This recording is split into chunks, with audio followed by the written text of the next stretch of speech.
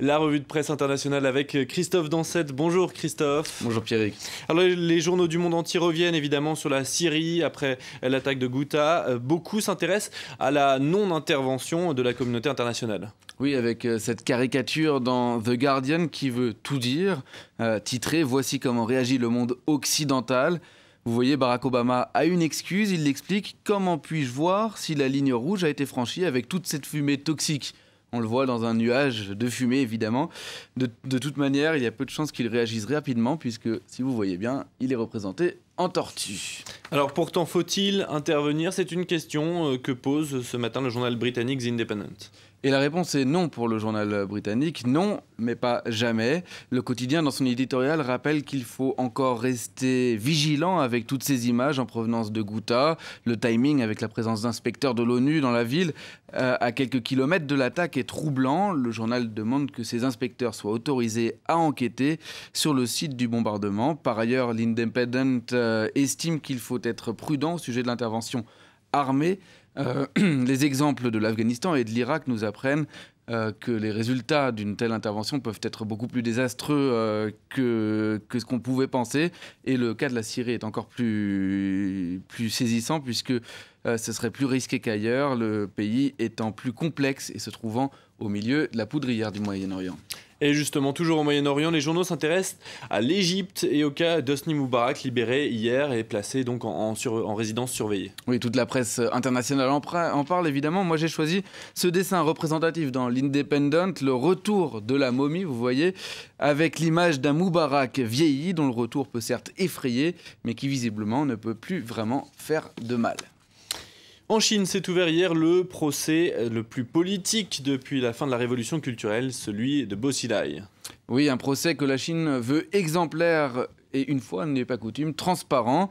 Souligne le China Daily, les autorités ont mis en place une initiative sans précédent, un système de microblogging qui permet aux citoyens de suivre en direct les audiences. Des conférences de presse sont régulièrement organisées et un traitement spécial est réservé aux journalistes chinois. Aux journalistes chinois, mais pas aux journalistes étrangers. Le degré de transparence ne semble pas être tout à fait le même pour tous. Ouais, c'est tout à fait. C'est en tout cas ce que raconte le reporter de The Independent. Lui affirme que les audiences sont interdites aux journalistes étrangers. Lui-même a eu la mauvaise surprise en arrivant à Chongqing, la ville où a lieu le procès, d'apprendre que la réservation de son hôtel avait tout simplement été annulée. Et la direction de l'établissement lui a ensuite avoué qu'elle avait reçu l'ordre de ne pas accepter de journalistes étrangers. Du coup, lui a été obligé de suivre l'audience à partir du compte rendu fait par ce fameux site de microblogging. Et du coup, il apprend toute la version par cette version qui apparaît plus comme une version officielle chinoise et une version censurée. Autre procès aux États-Unis, cette fois celui de Bradley Manning, l'ancien soldat américain qui a été condamné donc à 35 ans de prison mercredi pour la plus grande fuite de l'histoire des États-Unis. Une condamnation critiquée par le dessinateur du Herald Tribune pour qui les États-Unis font tout pour empêcher certaines vérités de sortir. Regardez ce dessin, ce sont les fameux singes de la sagesse. Vous savez, ces symboles japonais, mais à la place des 3 singes, les 3 lanceurs d'alerte, Bradley Manning, Julian Assange et Edward Snowden, tous recherchés ou désormais emprisonnés pour avoir divulgué des documents classés secret défense. Les États-Unis ne veulent donc ni voir, ni entendre, ni dire la vérité, selon le dessinateur. Mais l'information du jour, c'est quand même que Bradley Manning a avoué hier dans une lettre qui a été lue sur la chaîne NBC qu'il voulait changer de sexe et devenir une femme. Oui, il veut désormais être appelé Chelsea Manning et non plus Bradley Manning. Une information surprenante qui, notons-le, n'intéresse que très peu la presse française. C'est tout juste évoqué par Le Parisien dans un court article. Pourtant, Bradley Manning, avec cette déclaration, devient le détenu transgenre le plus célèbre des États-Unis. De quoi poser la question, sera-t-il traité humainement ? C'est la question que pose le site slate.com et le moins que l'on puisse dire, c'est que ce ne sera pas facile. Tout d'abord, Manning sera placé dans une prison où se trouvent uniquement des hommes. Les papiers administratifs, dans les papiers administratifs, il restera Bradley Manning, un homme. Il n'aura pas le droit d'effectuer une chirurgie de transformation sexuelle.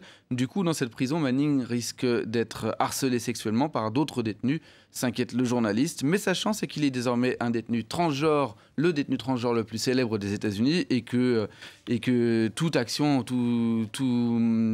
contre lui pourrait être médiatisée. Le soldat a déjà obtenu une première victoire dans cet article de Slate, puisque le journaliste parle de lui ou d'elle au féminin. Allez, on termine, Christophe, par cette incroyable histoire de cette femme qui a empêché un élève de commettre un massacre en Géorgie, aux États-Unis. Oui, elle s'appelle Antoinette Tulf et c'est la comptable d'une école de Decatur dans l'état de Géorgie où sont scolarisés des enfants de 3 à 11 ans. L'histoire est racontée dans The Independent lorsqu'elle a vu le jeune Michael, 20 ans, entrer armé d'un AK-47. Elle n'a pas hésité à aller le voir très calmement pour le dissuader de commettre l'irréparable.